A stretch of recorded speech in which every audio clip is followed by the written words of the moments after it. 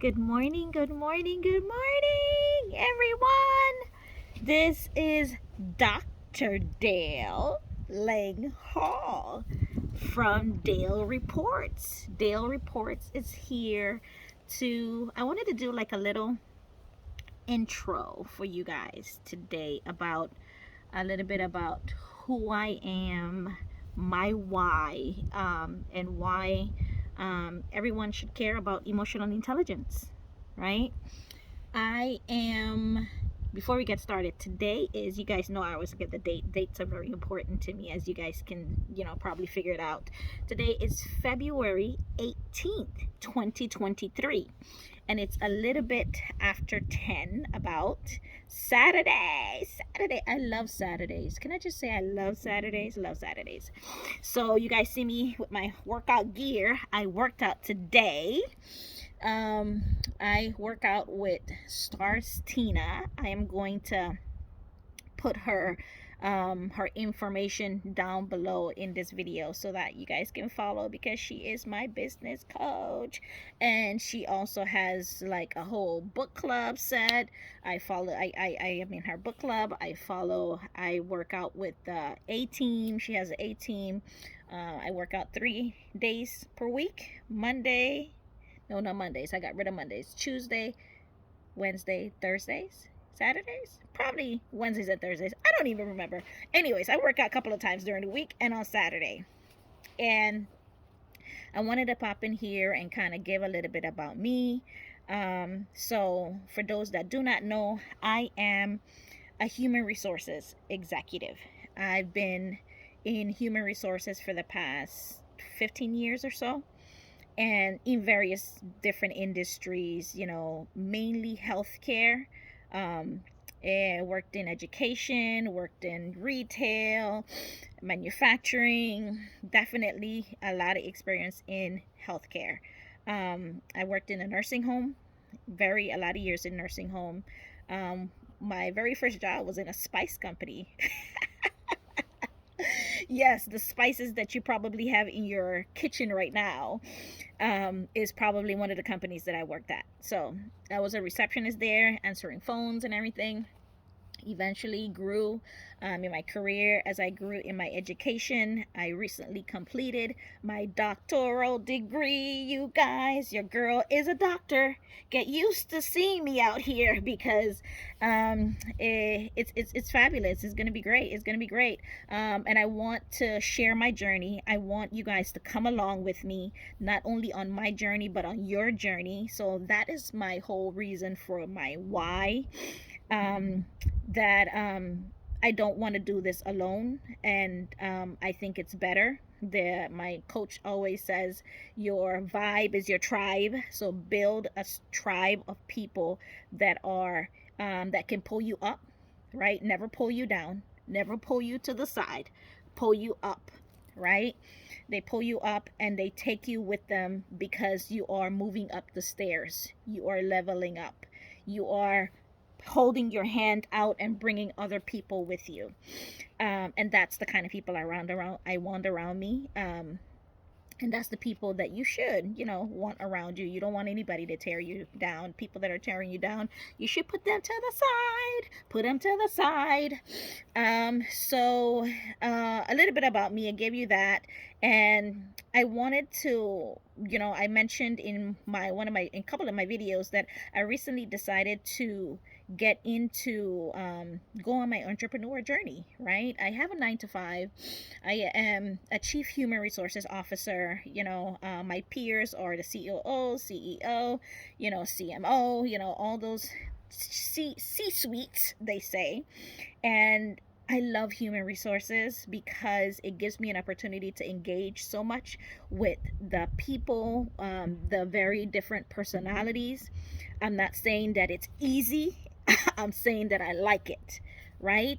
And sometimes, yeah, there can be challenging days, of course, because other things get in the way. So after working in nursing home for such a long time, I realized that I would hear, and being in human resources, of course, you get to be at the forefront of people, that are leaving the company, people that are, being written up, corrective actions, disciplinary action, and you see a lot, right? And so you get to engage and train those people. You get to coach those people. You get to provide, recommend, trainings that the organization may or may not have. And I realized that time and time again, after hearing so many people leaving the company, and they would be in they would sit down with me, because in HR sometimes companies do sit down and they do exit interviews. Exit interview is where the person that is leaving sits down with HR, and they with HR person, and they give you the reasons why they're leaving. They provide feedback as to what the company, they recommendation that the company can do going forward, so that way maybe that person wouldn't have left for and whatnot. So I've had and I sat on so many different exit interviews, and and I in so many organizations, and sometimes organizations just don't do nothing with that data. And that's one of the recommendations that I give. Even my ebook is coming, you guys. I'm so excited. My ebook is coming. In my research that I've done with other with healthcare organizations in the state of Florida, and one of the recommendations was that people do surveys, organizations do surveys, and they ask employees for stay. They do stay surveys. As the stay survey is where a company, an employer would ask employees, why are you staying with us? You've been here with us 3 years, 50 years, 5 years, whatever. Why did you decide to stay with us? What is it that you like about us? Right? That's a stay survey. Exit interview, saying those kinds of things are collected data that we collect from the workforce, from the employees, to find out why they are either with us, why they decide to leave us, why they like our benefits, and what recommendations they have for us to add to make the employee experience a lot better. Sometimes, a lot of times, in my experience, companies don't do anything with that information, and that's where employees like you, like me, get pissed off, because we have provided information but we didn't do anything with it, right? So you have given your information off, the company doesn't do anything with it, but yet they keep on asking for all of this data. So that was one thing. So my recommendation to companies, very first thing off the bat, is don't ask if you're not going to do anything with it. Right? That should be a no-brainer, but sometimes it's not, right? Because other things get in the way, other priorities happen. But at the core of it, the company's priority is that they want to make money. Companies want to make money. They want to be sustainable, hands down, right? From an employee standpoint, employees want to be happy. They want to come to work, they want to do their job, and they want to be out, right? Sometimes those two can kind of not see eye to eye, right? And because they want to make money, sometimes the fact that they want to make money, the idea of that gets convoluted with politics and how they go about doing that. And sometimes employees that want to just come in and do their job or not do their job, that kind of gets messed up, and it doesn't get communicated or shared in the right way, right? And again, at the end, sometimes they say, it's not what you say to people, it's how you say it, how it's being delivered, right? And sometimes, since these two people sometimes don't see eye to eye, from an HR standpoint, HR should be that middle person. And again, HR is there, even though it's hired by the company.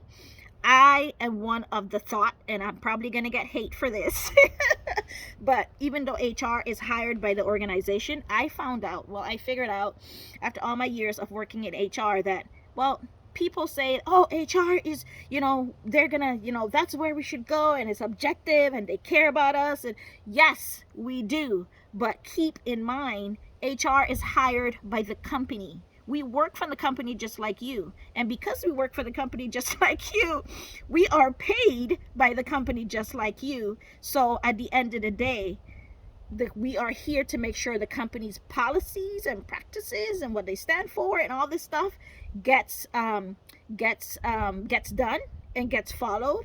And then you, from an employee standpoint, we want to make sure that you are educated, right, in what those policies are and how they contribute to your day to day in your work, right? So that way you can be not only successful in your role, but you're successful as a person, right?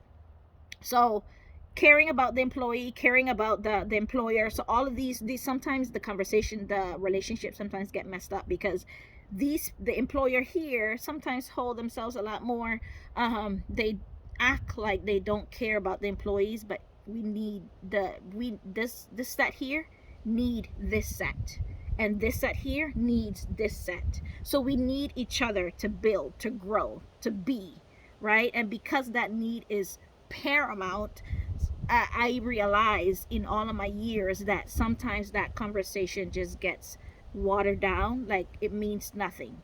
So it all came back to after doing my bachelor's in health service administration, and then I did my master's in human resources management. I said, you know what? There has to be more. This has to stop. Too many people are suffering. So picture this scenario. When was the last time you terminated an employee for a manager, an employee because they did not perform, or a manager because they how they acted with an employee? They kind of probably yelled at them or cursed at them or pushed them or something because they just had it right? And even I, me working in a nursing home, I've experienced where I witnessed, unfortunately, older people being shooked by staff, because either the staff was burnt out, they were tired, but it's a lot. Just a lot of unnecessary things that happened, right? So one thing leads to another, and I realized after doing these exit interviews, after talking to these employees, after talking to managers, after talking to the leaders in the organization, I'm like, what if we just sat down and do a focus group and have conversations, and you hear their side, they hear your side, and it's no, you're not pointing we got to stop the pointing of the fingers. We're in this together. You need me, I need you. So let's sit down, have a conversation, because we're all adults, and realize how is it that we can come together and meet each other halfway. Let me see what we can negotiate. That's a negotiation, right? Negotiation in relationships, right? So I said to myself, if that employee had simply had the right, if that employees had simply had the right manager to sit down with them and ask them why they were so frustrated. The employee said they were frustrated because for the past 6 months they've been doing all the work by themselves, and they didn't say anything to the manager, and they got tired and burnt out, and they left. Mind you, the department has two or three other employees that could have stepped in and helped this other person in this particular role, right? Because they were not doing that much if you looked at the job duties. I asked that employee, why didn't you say something to your manager? She said, oh, because I just didn't feel like she cared, or he cared, or this or that. Whatever the reason was, that person, at this point, now that they're sitting with me doing that exit interview, they don't care. They're done. They got another job. They've moved on, right? And that manager, did they not notice that that employee was, frustrated and anxiety, and coming in to work mad and just not having a great attitude? that ma- that manager didn't have enough tools in their training, their skill set, to say, Sammy is coming into work, why does she have an attitude? Why did she was so short with that customer today? The manager didn't have enough tools in their kit to see that as a red flag and reach out to that employee and say something, because it could have been prevented. You see? And it's nobody's fault. It's just this employee had enough. And even when, if that employee did say something to the manager, even if the employee did say something to the manager, what would the manager what would the manager have said? Some managers, I've experienced, some managers have had, they were like, okay, so what do you want me to do? Straight up, I've had, and you guys have experienced it as well, right? The manager says, what do you want me to do?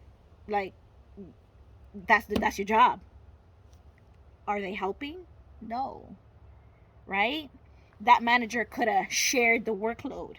They could have reevaluated the department or checked it out to see, did it need another person?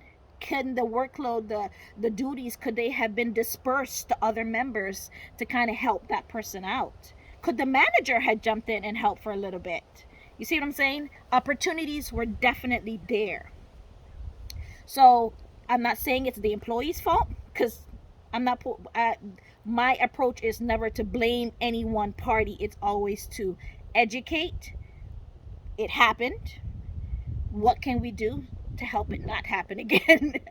I'm always about solutions. What is it that we can do to help this situation and to ensure that it doesn't happen again? What is our strategy? What is our tips and tricks that we're going to do? Right? And it's not me figuring it out, it's a we. That's my approach with my team on a daily basis. How are we going to figure this out? This is what I'm thinking. What do you think? That's my approach.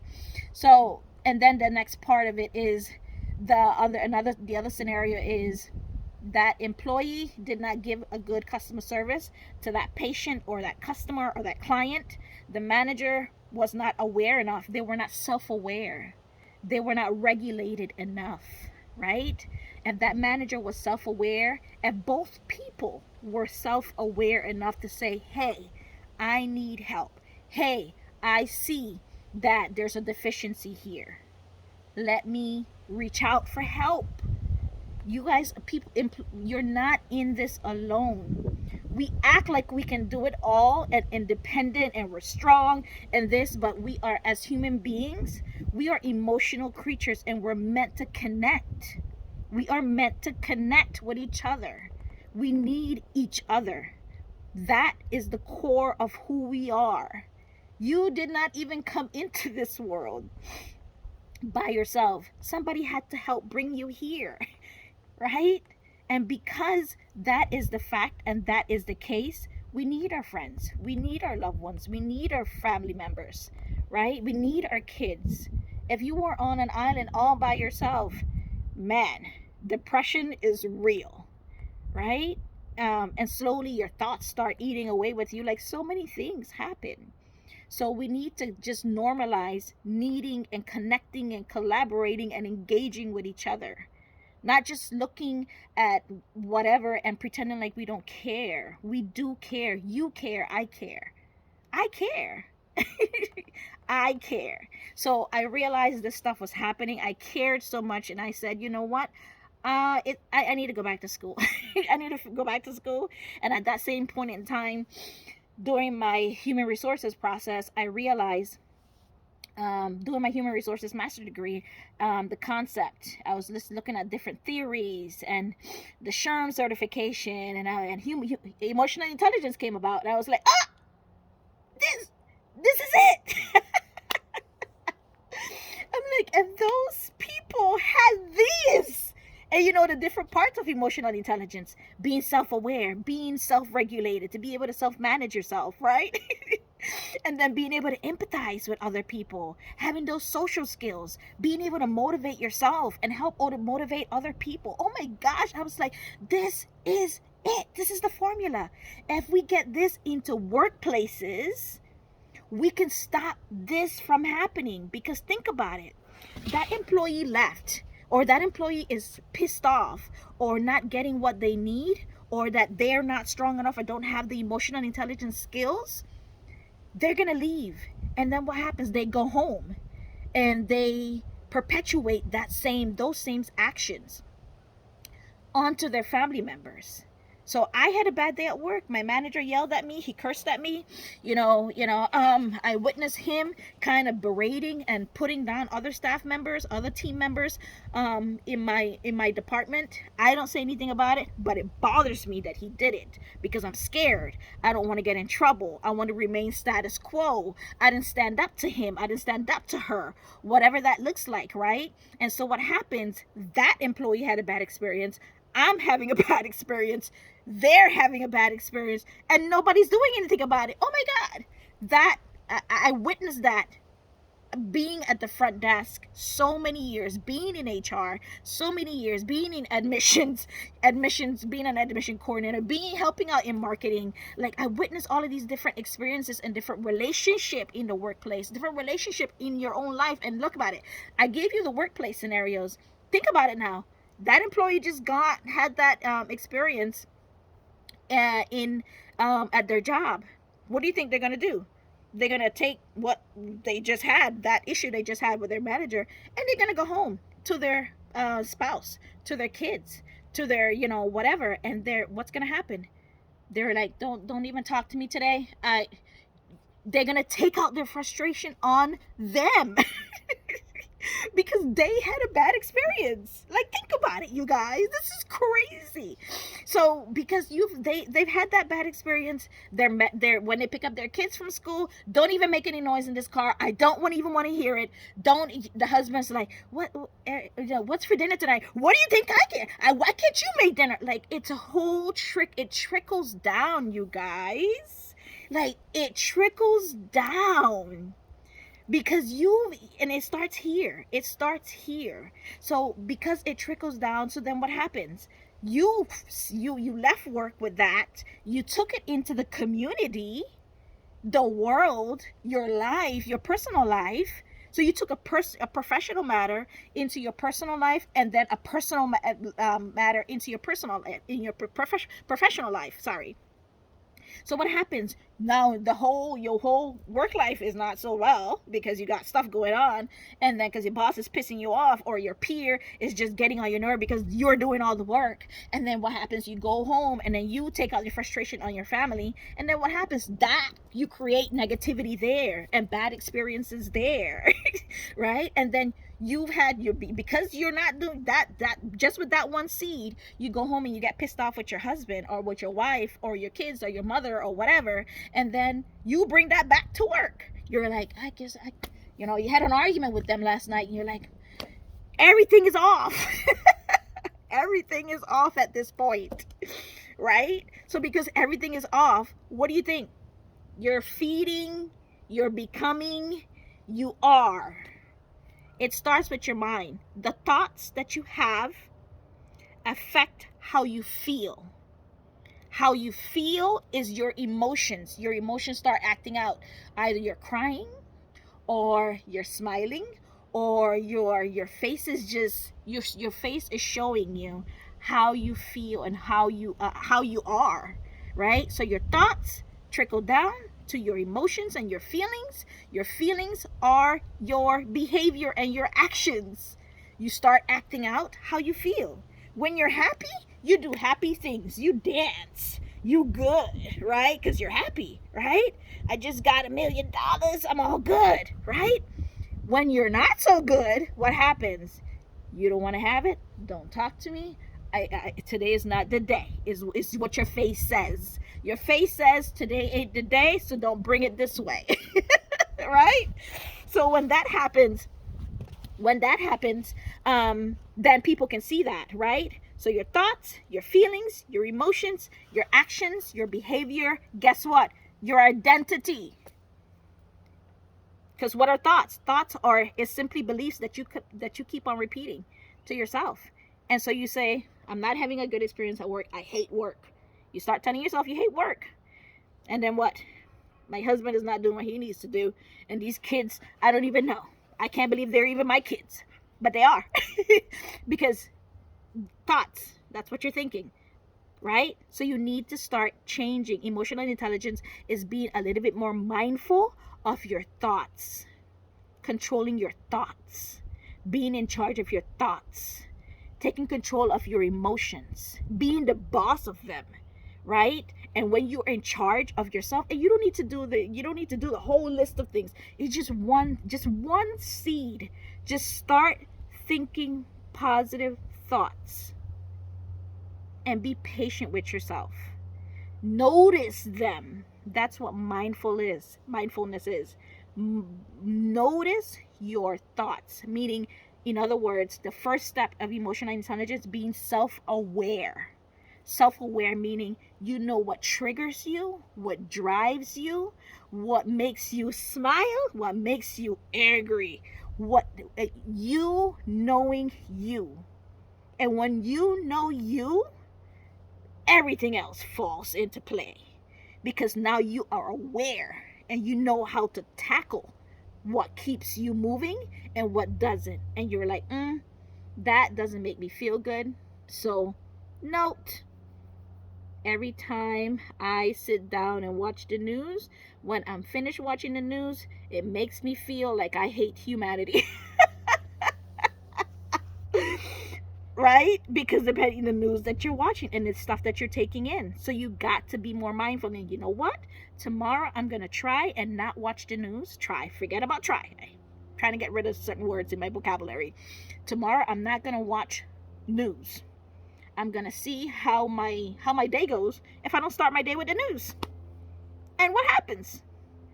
Oh, it's a little bit more better. So those are the small things that emotional intelligence kind of brings out and tackles. It slowly tackles you first. That the core of emotional intelligence is being self-aware, and self-aware is knowing you, right? And that's why it's important. You get to know you better, you create better experiences, better relationships with the people that are in your life. You start standing up for yourself. You start holding space and being patient with yourself. And you love the ones that are around you and you see them in a different light. You really try to hold space for them and understand them and